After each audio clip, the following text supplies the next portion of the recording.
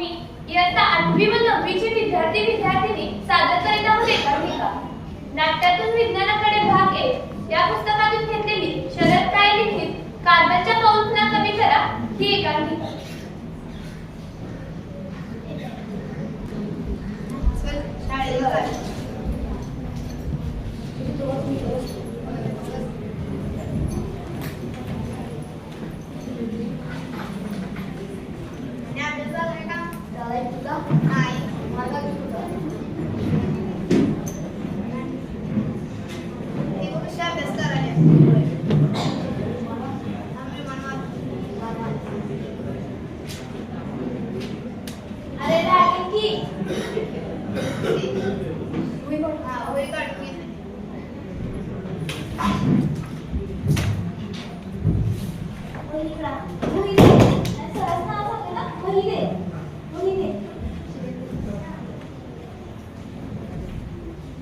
अरे तुझी मैत्रीण रेखा कशा दिसणार नाही? येईल एवढ्यात. अरे रेखा, तुला यायला एवढा उशीर का झाला? शाळेत वेळेवर पोहोचण्याचा किती हा त्रास. रहदारी खूप भयानक झाली आहे. आमची बस प्रत्येक सिग्नलवर 3-4 मिनिटे तरी थांबत होती. अरे हो, आजकाल आमच्या भागात मेट्रोचे काम सुरू आहे, त्यामुळे वाहतूक खरोखरच मंदावली आहे. अरे माझ्या भागात एक समस्या झाली आहे. वाहनांची संख्या अचानक वाढली आहे. मला आश्चर्य वाटते की ते अचानक कसे वाढतील. ते बराच काळ तिथे असली वाईट. यात आश्चर्य वाटण्यासारखे काही नाही बघाल्या. तुमच्या भागात कितीतरी अशा उंच इमारती बांधल्या जात आहेत. 50-60 मजली इमारती जर शेकडोंच्या संख्येने उभ्या राहत असतील तर गर्दी होणारच. आणि या उंच इमारतींमध्ये राहणाऱ्या लोकांकडे प्रत्येकी 2 नाहीतर 3 सुद्धा 4 चाकी गाड्या. या सर्व गाड्या रस्त्यावर आल्या तर रस्ता भरूनच जाणार आणि वाहतूक ठप्प होणारच. त्यात नवलते काय म्हणायचे? काहीही असो, रेखाच्या म्हणण्याप्रमाणे शाळेत वेळेत पोहोचणे त्रासदायक हे नक्की. मी काय अभ्यास बिभ्यास करणे आता अरे सत्य. सुप्रभात सर. सुप्रभात मॅडम. सर्वांना शुभ सकाळ. खाली बसा. काय सुरू आहे? मॅडम, आम्ही रस्त्यावर होणारे तुफानी ट्रॅफिक बद्दल बोलत होतो. आता वेळेत कोठेही पोहोचणे खूप अवघड झाले आहे बघा. होय विद्यार्थी मित्रांनो, मी काल घरी जाताना तासाभराहून अधिक काळ अडकून पडले होते. तेव्हा याचाच विचार करत होते. तुम्हाला काय वाटते याचे कारण काय असेल? अर्थात मॅडम, रस्त्यावरच्या वाहनांची संख्या हेच तर कारण आहे ना? हो, मला मी सहमत आहे. पण रस्त्यावर वाहनांची संख्या जास्त असल्याने कारण काय? काय कारण असेल तुला? मॅडम, मला वाटते रस्त्यावरच्या वाहनांची संख्या देशातील लोकसंख्येसंबंधित आहे. कदाचित तुझं म्हणणं बरोबरही असेल अनुराग. पण त्यात अजून काहीतरी वेग आहे. आज आपण त्यावर चर्चा करू. प्रत्येकाला घरी जाण्याची, ऑफिसला किंवा शाळेला जाण्याची प्रचंड घाई असते. स्वतःचे वाहन असते आणि कसेही करून लवकर पोहोचणे ही सर्वांचीच मानसिकता झाली आहे. सकाळी लवकर उठण्याचे तर आम्ही विसरूनच गेलो आहोत. शाळेत चालत जाण्यानंतर प्रश्नच येत नाही, कारण ती कल्पना ही सहज न होणारी आहे. पूर्वीही असे लोक समाजात होते, पण त्यांची संख्या खूपच कमी होती. आता खिशात पैसे घुमवणाऱ्या लोकांची संख्या बरीच वाढली आहे. त्याचे दुष्परिणाम आहेत. मॅडम, तुमचे निरीक्षण अगदी बरोबर आहे असे मला वाटते. मग स्वतःच्या वाहनांवर अवलंबून आणि त्यामुळे रस्त्यावर वाहनांची संख्या वाढेल. यात 35 लाखांहून अधिक वाहने आहेत. पुण्याची लोकसंख्या 35 लाख इतकीच आहे. हा प्रकार निरक्षण नाही का? पण सर, आपल्या देशात सार्वजनिक वाहतूक फारशी विश्वासार्ह नाही. त्याला पर्याय काय? आणि लोकांकडे वाहन घ्यायला पैसे आहेत. सुरेंद्र, हे दुष्टचक्र आहे. लोक खरेदी करतात कारण सार्वजनिक वाहतूक विश्वासार्ह नाही आणि सार्वजनिक वाहतूक सुधारत नाही. ती नेहमी कचरा असते. आपली वृत्ती आणि पर्यावरणाची काळजी लक्षात घेऊन काहीतरी करायला हवे. सर, मला समजले नाही तुम्ही काय म्हणता ते. आपल्या विचारसरणीचा आणि जागतिक कार्यालयाचा गाडीचा संबंध काय आणि कसा आहे? मला सांगा विद्यार्थी मित्रांनो, आपल्याला स्वतःबद्दल खूप काळजी वाटते आणि आपली सांगणे शहराचे प्रदूषण वाढवण्यासाठी कारणीभूत ठरत आहे. त्यात तेवढी तरी विसंगती आहे. तुम्हाला कार्बन फुटप्रिंटबद्दल किंवा कार्बनच्या ठोशांबद्दल काही माहिती आहे का? मॅडम, मी नक्कीच ऐकले हो. परंतु यातल्या मला खात्री नाही. त्याचा माझ्या स्वतःशी आणि पर्यावरणाशी काहीतरी संबंध आहे हे मात्र नक्की. पण तो संबंध कसा आहे हे मात्र मला माहित नाही. मग कार्बन फुटप्रिंट म्हणजे काय हे समजून घेण्यापासून आपण सुरुवात करू. कार्बन फुटप्रिंट म्हणजे एखाद्या विशिष्ट व्यक्ती, संस्था किंवा समुदायाच्या गतिविधी हरितगृहवायूचे प्रमाण. तुम्हाला माहिती आहे का हरितगृहवायू काय आहे? होय मॅडम, हरितगृहवायू हे ते आहे जे कार्बन डायऑक्साईड वगळता सामान्य वातावरणाचा भाग असतात, परंतु ते मानवी गतिविधीमधून तयार होतात. पृथ्वीच्या पृष्ठभागाद्वारे उत्सर्जित होणारी उष्णता ते दूर ठेवतात. परिणामी जागतिक तापमान वाढते. हो बरोबर आहे. तुम्ही त्याची नावे सांगू शकता का?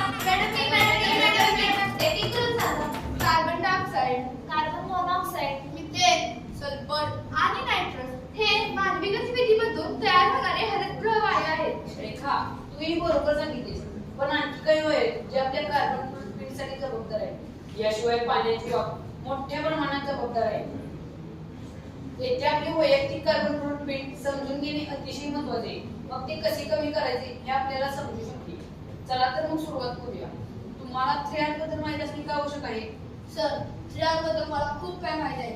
रिड्यूस, रियूज आणि रिसायकल म्हणजेच वापर कमी करा, पुनर्वापर करा, पुनर्चक्रांकन करा. हो बरोबर आहे. पण प्रश्न हा आहे की आपण आपल्या जीवनात 3R ला किती महत्त्व देतो?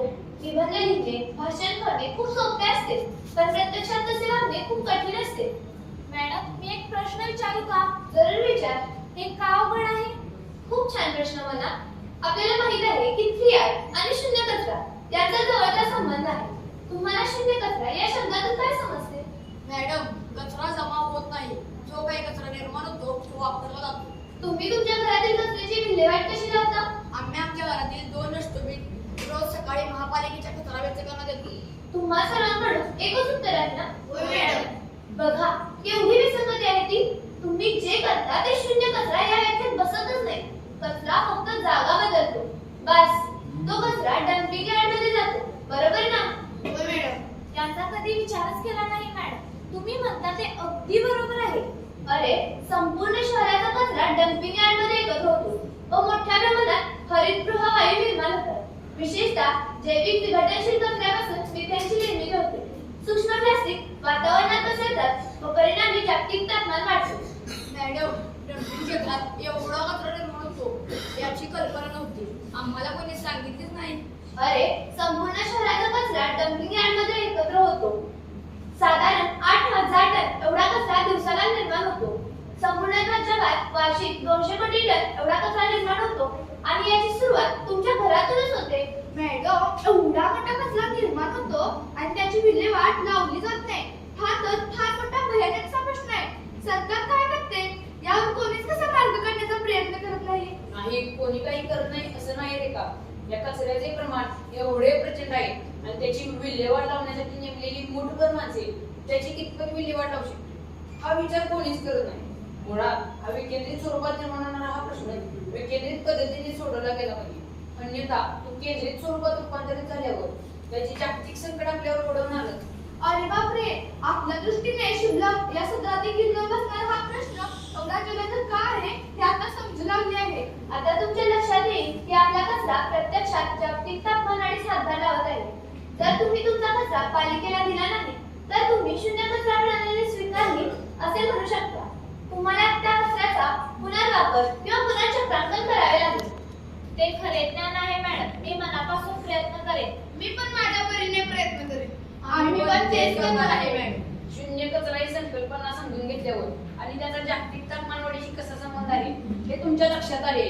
आता आपल्या घरातील प्रेशर कुकर जागतिक तापमान वाढीस कसे योगदान देतो हे पाहूया. काय? प्रेशर कुकरचा जागतिक तापमान वाढीसाठी योगदान? पण ते कसे काय सर? तुमच्या सर्वांच्या घरात प्रेशर कुकर आहेत का? हो आहे सर. मला सांगा, तुमच्याही प्रेशर कुकर मध्ये अन्न शिजवताना किती शिट्ट्या होऊ देते? माझी आई 3 शिट्ट्या होऊन देते. माझी पण आई 3 शिट्ट्या होऊन देते. सर, माझी आई 4 शिट्ट्या होऊन देते. नाही, हे अन्न शिजवण्याच्या प्रकारावर अवलंबून असते, परंतु साधारणपणे 3. आपण प्रेशर कुकर मध्येच का अन्न शिजवतो? जेव्हा आपण वाफेच्या दाबाखाली अन्न शिजवतो तेव्हा ते जलद आणि पूर्ण शिजते. बरोबर, 100% बरोबर.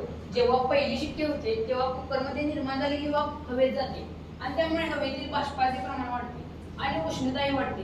याला एंट्रोपी काय म्हणतात? एंट्रोपी. तिसऱ्या शिट्टीनंतर हेच घडते.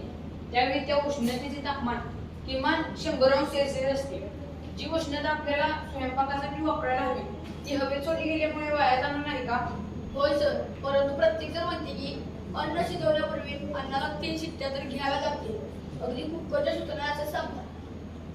हो मला माहित आहे आपल्या सर्वांना त्याची सवय आहे. पण जर खोलवर विचार केला तर तुमच्या लक्षात येईल की जेव्हा कुकरमध्ये निर्माण झालेला वाफेचा दाब हवेत जातो त्यावेळी गॅसची ज्योत अर्धी करायची असते. म्हणजे तो दाब राखला जातो आणि पदार्थ लवकर शिजतात. ती ज्योत थोडा वेळ तशीच ठेवून मग जर ती बंद केली तर हवेत वाफ सोडल्याने पातळ आपल्याला घडत नाही. शिट्ट्या होऊ दिल्या तर अधिक इंधन खर्च होते. जागतिक तापमानवाढीस भर घालत आहात आणि त्यापासून मिळणारी चांगली पोषक तत्वे गमावत आहात. अरे देवा, असं आहे का? आता मी माझ्या आईला कुकर वापरण्याचा योग्य मार्ग सांगेन. लागते का तू त्याला सांगू नकोस तर करून दाखव.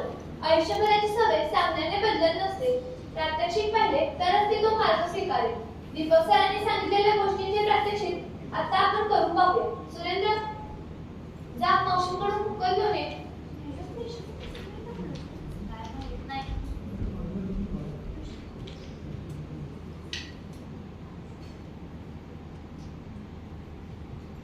आधी मॅडम ये.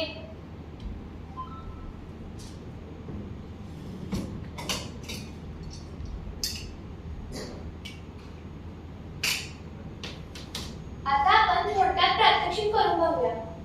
कुकरमध्ये डाळ, तांदूळ वगैरे पदार्थ ठेवल्यावर कुकरची रबरी रिंग ओली करून घ्या. रिंग लावून घ्या व झाकण कट्टे लावा. शिट्टी आधी ठेवू नका. ज्यावेळी कुकरमधील सर्व हवा बाहेर टाकली जाईल तेव्हा वाफ बाहेर जाऊ लागेल. ती जाणारी वाफ दिसली की शिट्टी लावून टाका. त्यामुळे वाफेचा दाब वाढू लागेल. शिट्टी वाजणार असे दिसल्यावर गॅसची ज्योत अर्धी किंवा स्लिपवर ठेवा. साधारण 5 मिनिटे अशी स्थिती राहू द्या. मग गॅस बंद करा. कुकरला नैसर्गिकरित्या थंड होऊ द्या. कारण थंड होतानाही शिजण्याची प्रक्रिया सुरूच असते. मग नंतर शिजलेल्या अन्नाचा आस्वाद घ्या. खूप छान मॅडम. मग नक्कीच तुम्ही तुमचं कार्बन फूटप्रिंट कमी करू शकता. कृपया सायकलने किंवा शाळेत चालत जाण्याचा प्रयत्न करा. आपल्या अत्यावश्यक बाबी सोडून आपल्या वैयक्तिक गरजा कमीत कमी ठेवा. आपण नेहमी खूप गोष्टी खरेदी करत असतो. त्याचे कार्बन फूटप्रिंट मध्ये देखील योगदान पडते. या सर्व कार्यात आपण सर्वांनी मिळून सहकार्य करूया. आजच्या या चर्चासत्रात मला कार्बन फूटप्रिंट बद्दल खूप काय कळाले. याच्याबद्दल सर आणि मॅडम तुमचे मी आभार. मी हे सर्व जवळच्यांना व प्रेरकांना सांगेन. मी पण तेच करणार आहे. आपला कार्बन फूटप्रिंट कमी करण्याची आपण प्रामाणिकपणे शपथ घेऊया. आम्ही प्रतिज्ञा करतो की माझ्या दैनंदिन जीवनातून होणारे कार्बनचे उत्सर्जन कमी करेल. मी झाडे लावेल आणि त्यांचे जतन करेल. सार्वजनिक वाहतूक वाढवेल. वीज व पाण्याची बचत करेल. प्लास्टिकचा वापर टाळेल. माझी वसुंधरा सुरक्षित ठेवण्यासाठी मी तयार राहील. पर्यावरण सुरक्षित असेल तरच आपण सुरक्षित राहू.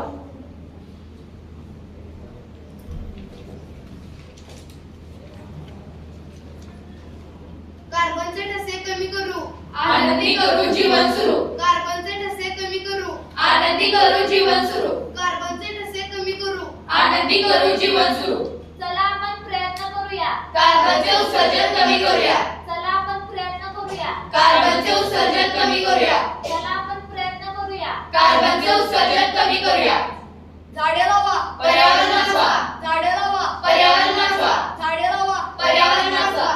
कार्बन आपण कमी करू. आनंदी जीवनाची वाट करू.